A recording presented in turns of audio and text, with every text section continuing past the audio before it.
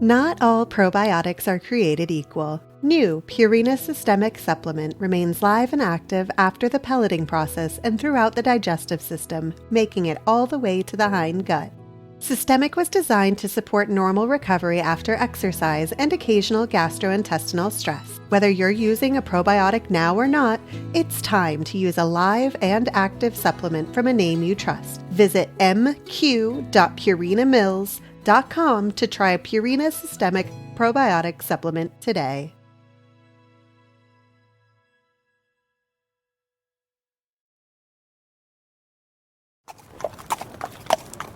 You're listening to Horse Radio Network, part of the Equine Network family. Welcome to Sleep Stories for Equestrians. I'm your host, Ashley Winch. We're so happy you're here to relax and unwind. If you fall asleep and miss the story, we will recap it at the beginning of the next episode. We've also selected and edited these stories for ultimate relaxation, removing any stressful bits without affecting the story's integrity, so you can focus on drifting off to sleep. With that, let's settle down and prepare for our story.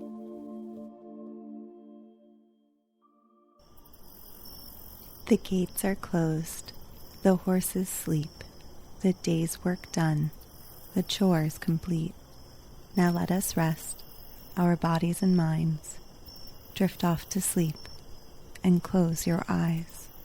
It's time for us to turn down for the night. Now let's breathe in, breathe out, and turn off the light.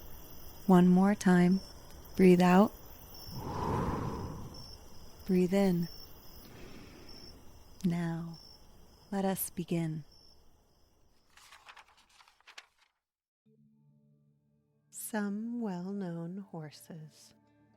Today, there are many fine horses, all bred from the first true modern horse, Equus. People have found that they can breed the kind of horse they need for a particular job by careful selection. Some horses are suited for heavy work, some for racing, some for playing games like polo, some for children to ride.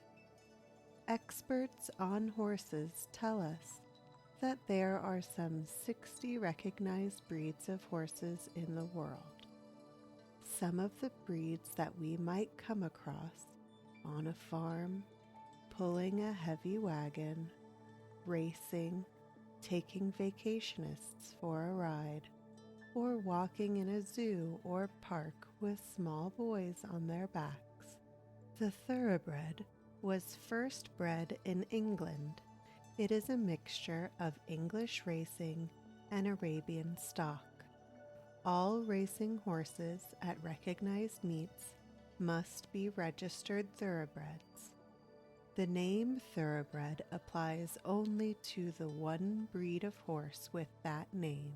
The name thoroughbred applies only to the one breed of horse with that name. Sometimes people say thoroughbred when they mean any animal with carefully chosen ancestors. The Morgan is a fine horse that originated in Vermont. It used to be a good harness horse, but is now raised for riding. The Hackney was imported from England. It was a spirited, high-stepping horse and used to put on a fine show when pulling the family carriage. The standardbred horse resembles the thoroughbred, but is somewhat smaller. It is the horse that pulls a light racing sulky in the trotting races. The quarter horse is particularly popular in the southwestern part of the United States. It is a favorite of cowpunchers because of its ease of handling and its speed. The American saddle horse is a horse you might see at a horse show. It is easy to train and puts on a fine show. The Tennessee walking horse is another American-bred horse. Traces its beginnings to one Kentucky horse named Allen, who was taken to Tennessee as a young horse. Walking horses make fine horses for pleasure riding. The name Palomino indicates a color rather than a breed. A Palomino horse is a lovely golden color with a silvery mane and tail. The smallest of our horses is the Shetland pony. It comes from the Shetland Islands north of Scotland. It is sometimes only 9 yards high, or about as high as your mother's yardstick. Recently, breeders have produced a pony not larger than a dog. Among workhorses, the dapple gray Percheron is one of the favorites. It is descended from the great horse of the Middle Ages. Its ancestors carried knights in armor. The Percheron, weighing over 2,000 pounds, is now used for heavy work of other sorts. The Belgian draft horse also came from the great horse.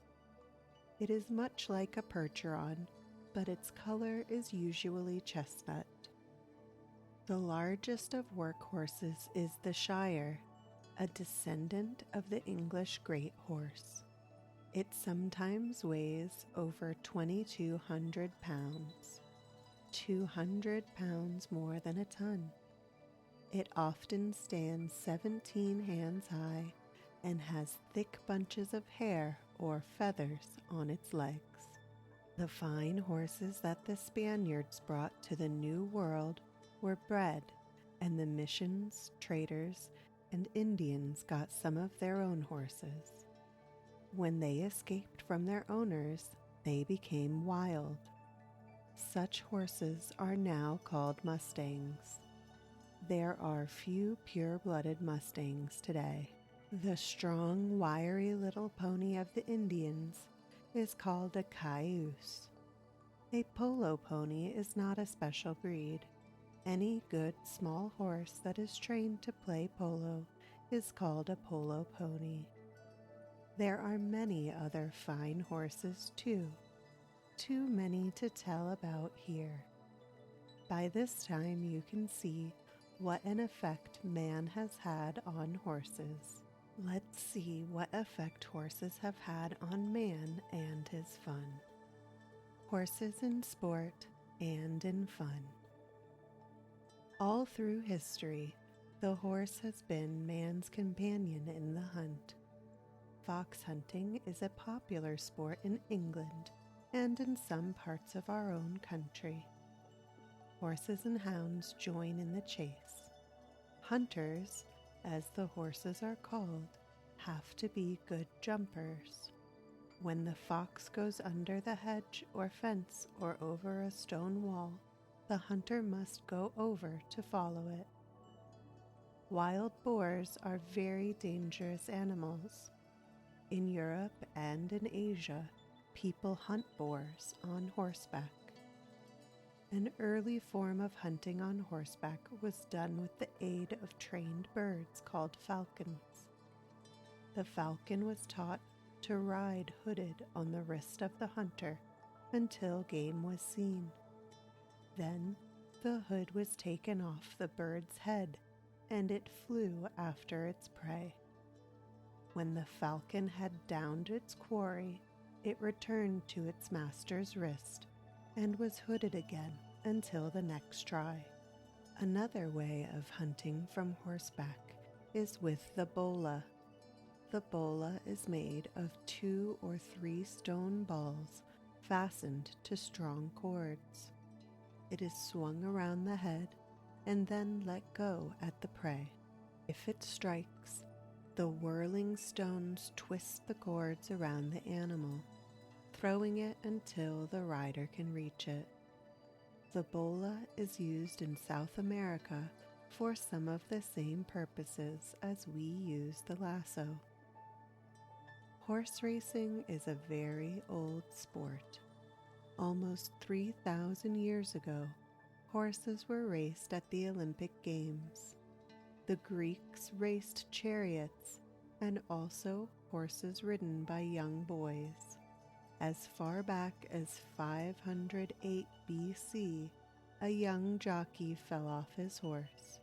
The horse kept running and came in first. The story goes that the riderless horse got the prize for finishing the race alone. Modern horse racing is colorful. The beautiful horses, the silks of the jockeys, and the excitement of the race itself makes this sport a popular pastime.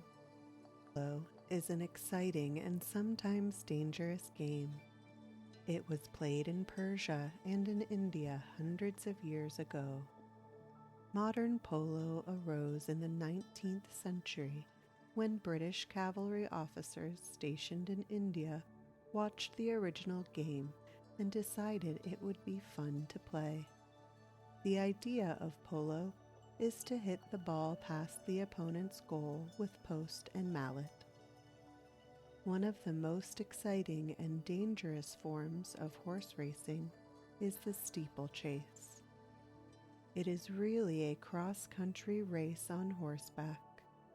The rider must jump over fences, hurdles, wide ditches, water jumps, and brush-piled obstacles, and win over a big field of rivals. The squires of the days of knighthood were boys who were studying to become knights. One of their favorite games, and the most useful as training, was tilting a target. Tilting squire carried a short, blunt wooden spear. He galloped his horse towards a target fastened to a beam on a post. At the other end of the target was a sack, usually wet or filled with flour. When he hit the target, the other end of the beam swung around quickly, and he had to duck in time, or the sack would hit him on the back of his head. Another game that is still played on horseback is Japanese mounted archery. Long ago, Japanese knights made a game of galloping past targets, shooting arrows as they went by. It gave them practice for war when they might have to shoot from the saddle. Just plain horseback riding is a popular sport all over the world. In city parks and on shady country roads, you see people enjoying a ride. It's not as easy as it looks.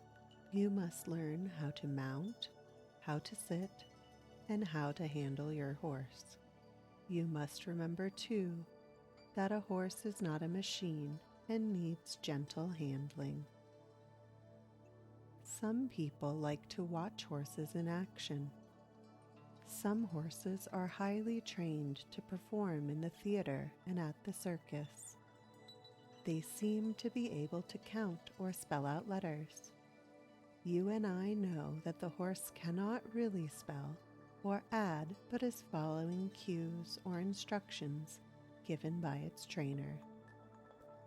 Rodeos are thrilling to watch. In the rodeo, cowboys try to ride horses that may still be half wild. It takes a great deal of skill to stay on the back of a bucking bronco. The horse show offers many attractions. A favorite is the horse that jumps with its rider through a paper hoop. Ponies share in the children's fun. The pony walk is a familiar sight at the zoo. We have all seen children on the back of a friendly little pony in the street, having their pictures taken. The rocking horse is a popular toy with children, and at the amusement park, you can find the whole family going round and round, up and down, on the merry-go-round. In the movies and on the TV screen, we often see exciting horse pictures, most of them about the Old West. Thank you for joining us for tonight's Sleep Stories for Equestrians.